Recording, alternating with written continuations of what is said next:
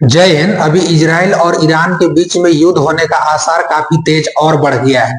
ये आसार इसलिए बढ़ गया क्योंकि कुछ लोगों को मार दिया गया है इजराइल के द्वारा या तो किसी और के द्वारा।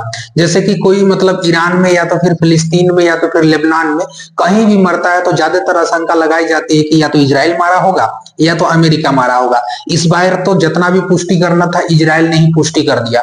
इससे आशंका लगाया जा रहा है कि ईरान और इजराइल के बीच में कभी भी घमासान युद्ध हो सकता है और इसके आसार काफी देखा जा रहा है। अभी आप देखिएगा तो ईरान इजराइल के वार अभी देखिएगा फिर से अभी अपडेट पूरा आ चुका है, क्योंकि देखिए बहुत काफी लंबे समय से ये फिलिस्तीन और इजराइल युद्ध करके मतलब अगल बगल के जितने भी वहां देश थे इन सारे देशों को वो लोग लिफ्ट कर चुके। जैसे कि लेबनान के बहुत सारे मतलब अधिकारी थे, उनको भी इजराइल द्वारा मारा गया। तो हमास वाला युद्ध में लेबनान भी घुस गया और हमास के साथ में मिल करके और लड़ रहा था इजराइल के साथ में। अभी भी इजराइल और जो लेबनान का बॉर्डर है वहां से काफी मतलब सैनिकों के द्वारा काफी गोलीबारी हो रही है। वो लोग एक दूसरे से भी जंग चालू ही है। बीच बीच में देखिएगा तो ईरान के सेना प्रमुख या तो फिर देखिएगा तो हमास के राजनीतिक प्रमुख, लेबनान का जो नेता है वो मर जा रहे हैं। तो इसके बीच में युद्ध ना शांत होने का नाम ही नहीं ले रहा है। हो ना हो इसके पीछे इजराइल अमेरिका का हाथ है, क्योंकि ये लोग युद्ध को शांत होने देना नहीं चाहते हैं। युद्ध को लंबा खींचने के कगार पे हैं और धीरे धीरे करके मतलब बगल के जो देश हैं उनको परेशान करे और उनको मारते रहे। ये तो खैर अल्टीमेटम ईरान मतलब इजराइल और अमेरिका के बीच में होते रहता है। अमेरिका भी बार बार समझाता है इजराइल को कि एकदम से नहीं मारना है, एकदम से नहीं, धीरे धीरे करके और इन लोगों को धीरे धीरे यहां से खत्म करना है। इजराइल अगर चाहेगा तो एकदम से हमला करके भी सारे जगह को कब्जा कर सकता है, लेकिन इसके पीछे आड़ चली आती है अमेरिका।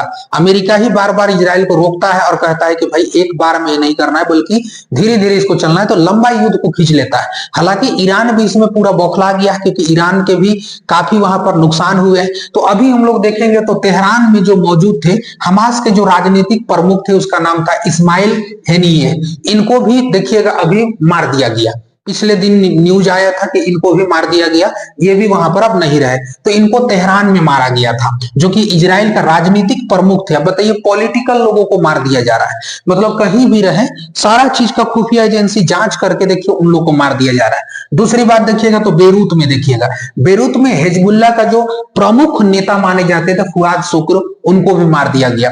अच्छा, इन दोनों के मरने के बाद का जो मिलकर दोनों का जो दावा किया गया है ना वो इजराइल के द्वारा किया गया है। तो इससे खास पुष्टि इस बात की और ईरान और जो लेबनान और जो हमास है वो कर लेते हैं कि भाई ये काम कहीं ना कहीं इजराइल किया होगा या तो अमेरिका किया होगा। ये तो खैर ऐसा हो नहीं सकता है कि इन लोगों को खबर कैसे हो जाती है।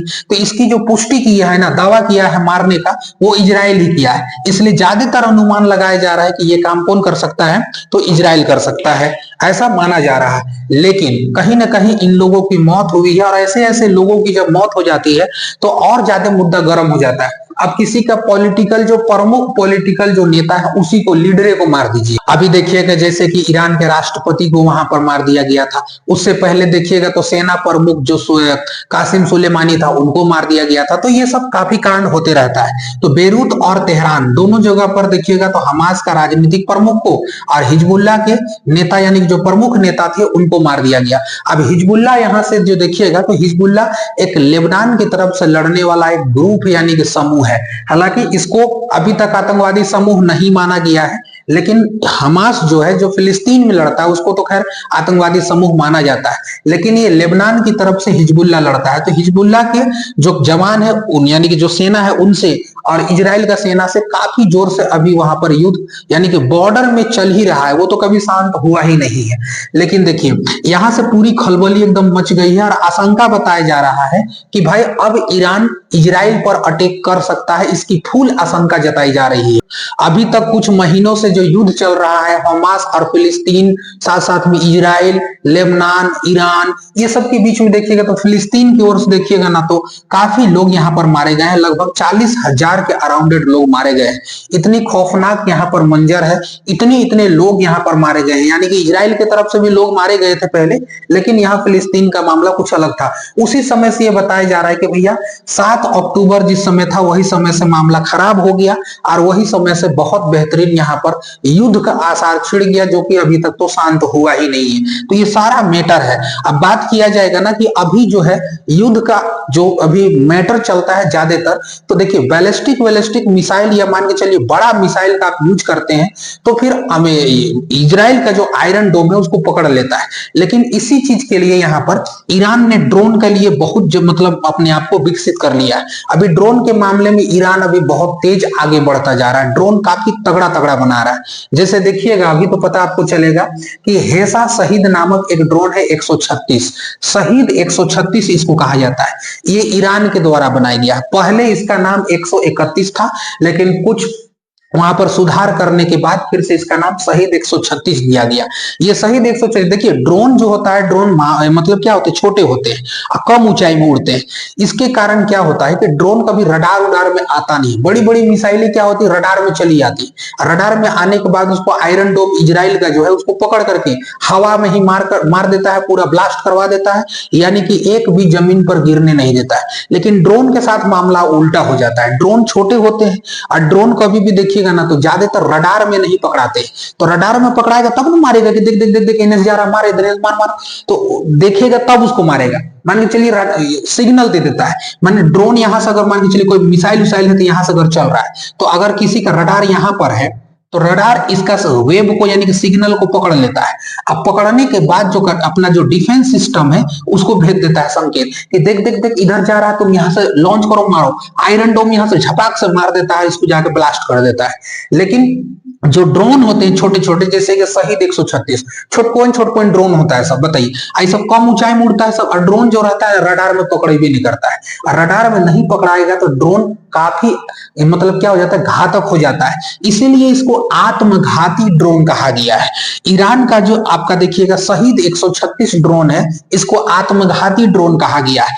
30 किलो से लेकर के 50 किलो का वेट यानी कि बारूद अपने अंदर भर के ले जा सकता है। काफी दूर इसको उड़ाया जा सकता है, 2000 किलोमीटर ये उड़ सकता है।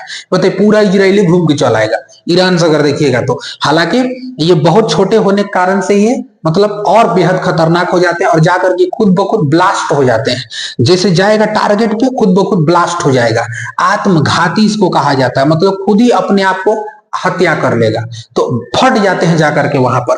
हालांकि देखिएगा उसके पास, ईरान के पास बैलिस्टिक और क्रूज मिसाइलें भी बहुत सारी हैं। पिछले बार भी जब ईरान हमला किया था तो खास करके यमन, लेबनान और इराक अपना अपना जहां जहां अपना बेस बना करके रखा वहीं से धड़ाधड़ हमला चालू कर देता है, मतलब 2-3 तरफ से एकदम हमला चालू कर देता है। लेकिन इसके लिए इजराइल हमेशा तैयार रहता है। बड़ी बड़ी मिसाइलें तो इजराइल पर इतनी आसानी से गिर नहीं सकती है, क्योंकि उसका जो डिफेंस सिस्टम जो है आयरन डोम, ये काफी खतरनाक वहां पर अपना रोल को निभाता है। आयरन डोम बहुत महंगा है। यहाँ पे देखिएगा तो मिसाइल सब, यहाँ तो ड्रोन सब देखिएगा एकदम सस्ता सस्ता हो जाता है, लेकिन आयरन डोम उसको रोकने के लिए बहुत महंगा, उसको लॉस होता है काफी, उनमें आर्थिक मतलब उसको लॉस भी किया जाता है। लेकिन खैर कोई बात नहीं, इजराइल का मामला बहुत फिट है, वो ज्यादातर ड्रोन को नीचे गिरने ही नहीं देता है। लेकिन बहुत सारे ड्रोन गिर भी जाते हैं। अब अचानक भैया मार दीजिएगा, अंधाधुंध मार दीजिएगा, मान आयरन डोम का क्षमता है 500 को रोकने का, अब मार दीजिएगा 500 की जगह में 700, तो 200 एक्स्ट्रा तो गिरबे ना करेगा। तो कोई भी चीज का मेरिट डिमेरिट होता है। तो इसी तरह से देखिएगा तो अभी ईरान काफी अच्छा खासा मतलब ड्रोन के मामले में आगे निकल जा रहा है। तो उम्मीद है कि ज्यादातर अगर ईरान अगर हमला करता है तो कोशिश ये करेगा कि ज्यादातर ड्रोन से ही हमला करेगा। खैर ये अभी अपडेट आया हुआ था, अब देखिए अभी इसके आगे क्या होता है। अब काफी देखिएगा तो वो क्षेत्र तो अशांत मतलब हो, अभी शांत होने का नाम ही नहीं ले रहा है। इतनी मतलब एरिया वहां पर अभी डिफिकल्ट हो गया है कि युद्ध कभी भी छिड़ेगा, कभी भी हमला करेगा, क्योंकि दो व्यक्ति का यहाँ पर यहाँ पर किसी का भी सर झुकाने जैसा है। सऊदी अरबिया और उसका दिया है, कह दिया कि ईरान को इसके प्रति कड़ी जवाब देना चाहिए। ये उसकी संप्रभुता का मतलब एक तरीका से मतलब बेइज्जती हो गया उसका, कहिए तो सिंपली तौर पर। तो ये सऊदी अरब की भी तरफ से बोला गया। हालांकि इस पर ईरान एक्शन लेगा, बोल तो दिया है कि हम एक्शन लेंगे। अभी देखते हैं इसके बाद क्या होता है। जैसे अपडेट आएगा आप लोगों को भी इसके बारे में बता दिया जाएगा। आप लोग यदि मेरा चैनल में नए आए हैं तो आप लोग प्लीज सब्सक्राइब जरूर कर दीजिएगा यार। कोई भी पैसा या कोई भी चार्ज नहीं लगता है। आपका भाई आप लोगों के बीच में ऐसे ही वीडियो लेकर के आएगा जो कि अच्छे अच्छे टॉपिक पर होंगे। अभी बहुत सारे मुद्दा अभी हैं जिस पर अभी और वीडियो बनाना है। हम लोग और आपके साथ में वीडियो लेकर के आएंगे और आपको बेहतरीन से बेहतरीन हम कोशिश करेंगे कुछ ना कुछ अच्छा चीजों को बताने का। आप वीडियो को सब्सक्राइब जरूर कर दीजिएगा, चैनल को वीडियो को लाइक जरूर कीजिएगा, पसंद आएगा तो एक दूसरे साथी तक शेयर जरूर कर दीजिएगा। चलिए आज के लिए इतना ही करते हैं, मिलेंगे किसी अच्छे से नए टॉपिक पर। तब तक के लिए जय हिंद।